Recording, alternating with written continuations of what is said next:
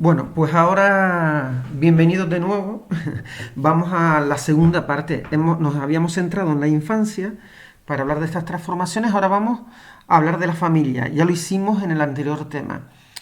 La familia, el grupo humano, nos sirve esta definición mediante la cual se articula, es el vehículo por el cual se articulan relaciones afectivas y solidaridad entre sexos y generaciones, porque en la familia se produce esa relación intergeneracional de padres a hijos, abuelos, padres, hijos.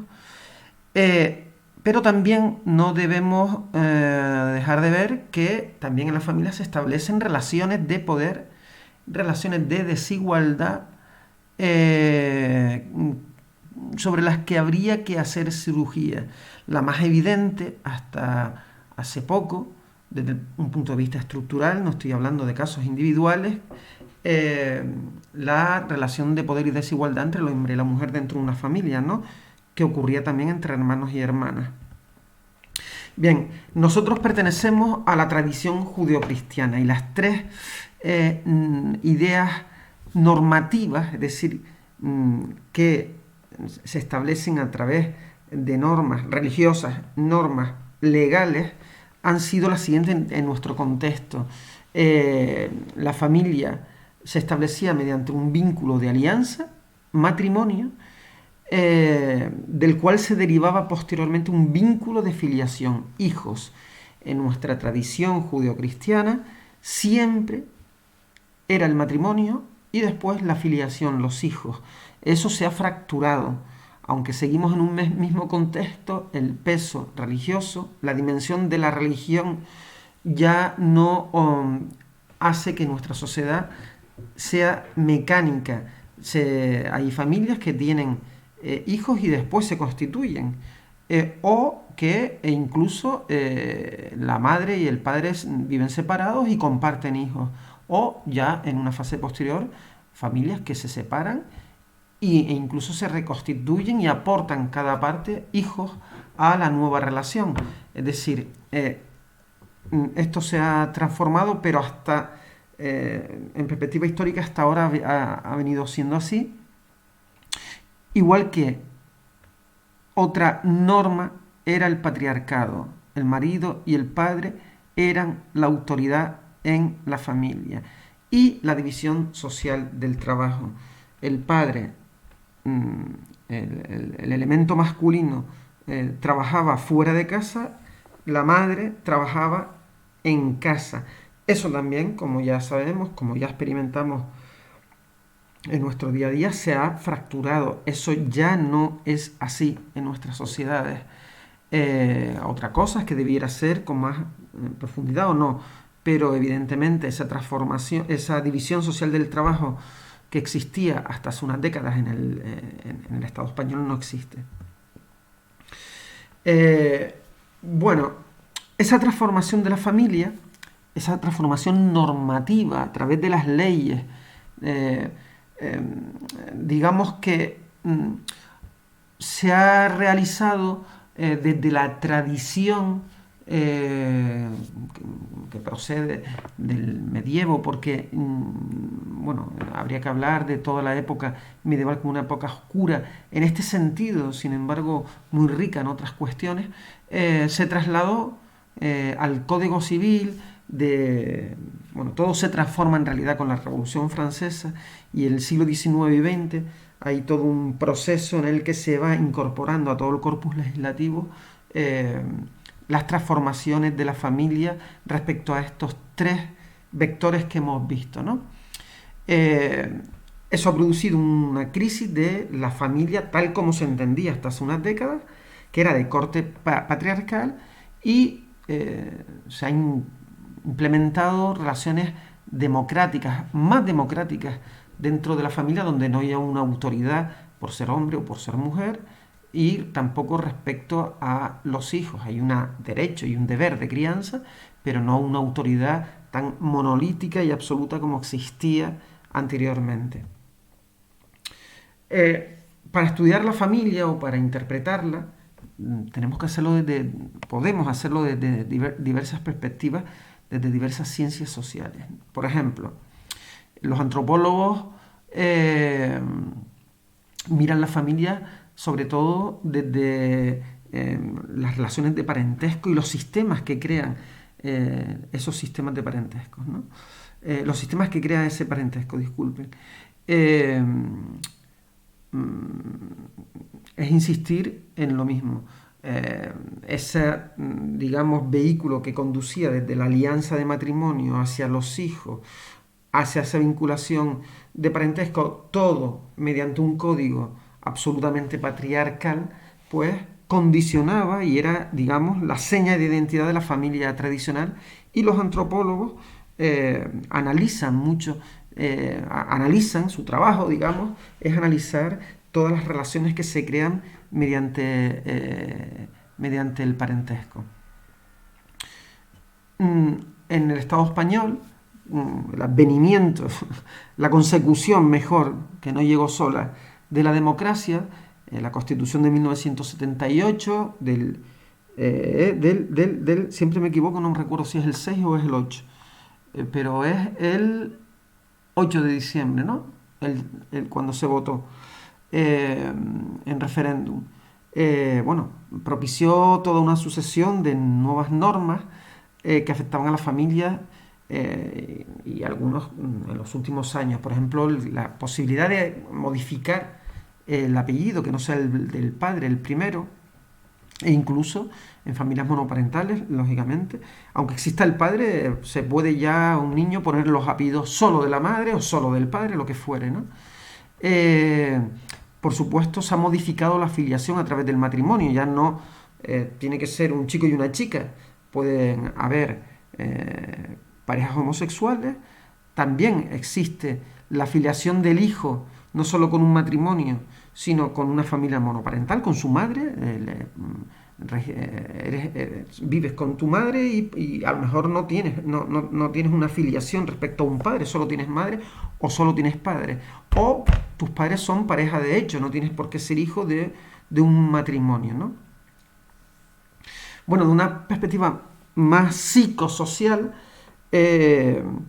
la primera piel de la psicología de un niño, lógicamente, su interacción primera es con la familia y ahí es donde se construye esa primera capa psicosocial, esa identidad individual y de relación con el otro. Eso no quiere decir que en todo momento el niño esté amparado por un apoyo y una protección máxime cuando no se dan relaciones familiares adecuadas.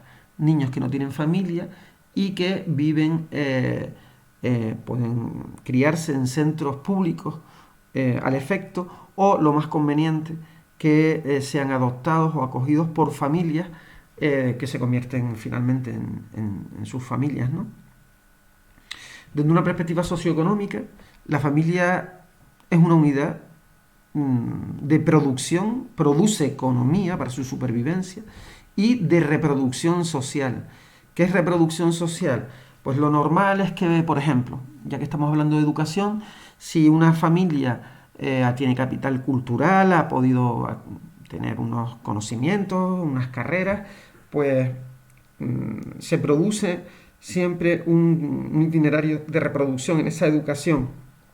También es normal si los progenitores tienen una formación, son médicos, pues es muy habitual que los hijos se conduzcan en esa reproducción laboral y formativa hacia determinadas disciplinas, pero bueno, en las sociedades modernas no tienen por qué ser mecánicos, pero sí se produce un hábitus que denominamos los sociólogos en relación a la formación, por ejemplo. El hecho de que se haya fracturado la división absoluta social del trabajo no quiere decir que no siga existiendo, social y sexual. Las madres suelen, como ustedes saben, encargarse más del ámbito doméstico, del trabajo doméstico, aunque se ha avanzado mucho. Eso generaba desigualdades materiales en cuanto que la mujer no podía acceder a un salario, por ejemplo, y simbólicas en cuanto que la mujer no era, digamos, no tenía toda la independencia porque no tenía el dinero para tenerla. Todo eso se ha ido transformando, pero siguen, como ustedes saben, existiendo reclamaciones respecto a techos de cristal, es decir, eh, la mujer que no accede a salarios cuantiosos como pueden acceder el hombre ejerciendo la misma función, ese es el techo de cristal, y desde el punto de vista simbólico todavía no se ha roto del todo esa vinculación de la mujer con el trabajo doméstico en mayor medida que lo debiera compartir el hombre, ¿no? Bueno, todo eso genera bueno, toda una serie de desigualdades que afecta también a la crianza de los hijos. Y les voy a comentar desde la sociología, por ejemplo, un elemento clave para la educación de un niño es la educación de la madre. Es decir, mientras más capital cultural tenga la madre, normalmente el niño tiene más capital cultural. Cuando digo el niño me refiero al niño y a la niña, ¿vale? Bueno, desde un punto de vista, desde la perspectiva macrosociológica, micro es lo que se encuentra, digamos, el estudio más individual de las cuestiones sociales. Desde una perspectiva macro, más estructural, el nacer en una familia o en otra, pese a, digamos, las posibilidades de las sociedades modernas para los itinerarios ascendentes o descendentes, lo cierto es que el nacer en una familia o en otra ya nos asigna, de algún modo nos asocia con una clase social, con un estilo de vida, con unos roles que, bueno, existe la posibilidad individual de transformar, pero son vínculos muy poderosos de la vida en sociedad. La foto que ven ahí es una foto muy conocida del crack del 29, cuando muchísimas familias, creo que en este caso en una familia escandinava de inmigrantes escandinavos en Estados Unidos afectados por el crack del 29, que llevó la miseria a muchísimas familias de Estados Unidos en aquella época. La perspectiva etnográfica tiene que ver con, digamos, lo que ilustra esta diapositiva precisamente, no sé si todavía sigue siendo tan popular, era un juego de cartas que de niño era muy popular entre nosotros, las familias, dependiendo de la familia india, la familia esquimal, la familia europea, lo que fuere, ¿no? Bueno, dependiendo de la etnia y de eh, las familias tenían características distintas que los procesos de globalización ya han uniformizado o uniformado, quizá en demasía, ¿no? Las opiniones ya, eh, vale. Pero desde una perspectiva etnográfica, esas diversidades en la constitución y en las características de las familias merecen un estudio y la etnografía investiga al respecto, ¿no? En el debate político actual de la calle, de nuestras sociedades, lo que está continuamente en discusión es pues la organización social nueva, en cuanto que los tiempos de la vida cotidiana pues se han transformado. Ya la madre no está en la casa para hacer la comida, se ha incorporado al mercado de trabajo. Todo eso supone una transformación de toda la agenda de la familia, de las agendas domésticas, de las agendas públicas, en cuanto que lógicamente pues se ha transformado todos esos tiempos y las distribuciones basadas en el patriarcado que existían anteriormente, ¿no? Bueno, el Estado tiene todo un corpus legislativo para regular en cuanto que vida en sociedad, la vida de la familia.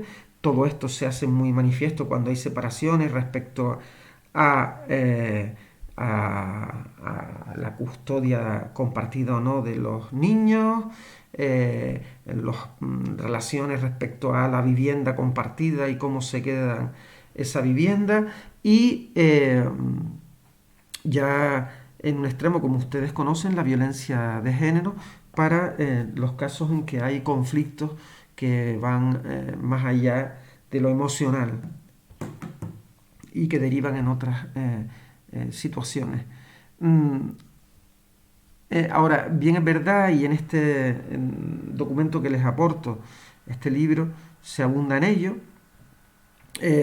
La situación ahora mismo de la familia en España es que no hay políticas de conciliación para que la mujer pueda acceder al trabajo y los niños recibir la educación adecuada, sobre todo en las edades más tempranas.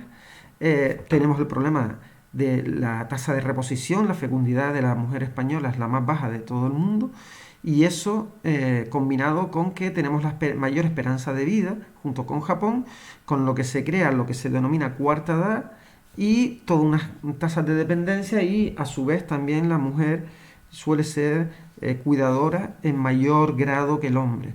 Bueno, esto mm, hasta aquí es esas transformaciones de la vida en familia que forma parte de esta segunda parte de este tema, y quedamos emplazados para seguir en el siguiente vídeo. Bueno, pues espero que haberles aclarado algo o que les sirva para, por lo menos, mm, tener otros ejemplos e ideas respecto a lo que estudiamos.